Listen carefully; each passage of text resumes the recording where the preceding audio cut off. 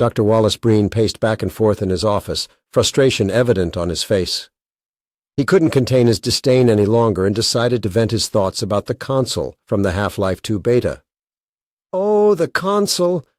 That cringe-inducing character from the depths of the Half-Life 2 beta!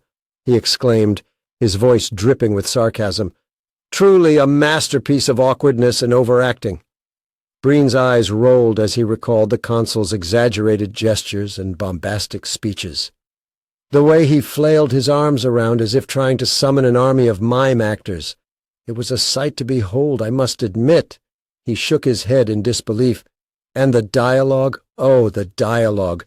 It was as if the writers had a competition to see who could cram in the most clichés and grandiose statements. It was cringe personified.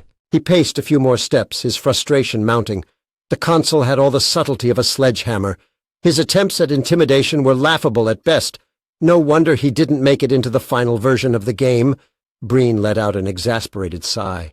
I can only imagine the reaction from players if they had encountered the Consul in all his cringe-worthy glory. The memes, the mockery, the endless ridicule. It would have been a disaster for the game's reputation. He shook his head once more, his tone filled with derision. The Consul was a prime example of how not to create a compelling character. He lacked depth, nuance, and any semblance of authenticity. It's a good thing the developers realized the error of their ways and left him in the beta version, where he belongs. Breen's rant came to an end, and he took a moment to collect himself. The Consul's cringe-inducing presence had clearly left a mark on him, and he couldn't help but feel a mixture of annoyance and relief that the character had been abandoned before the game's release.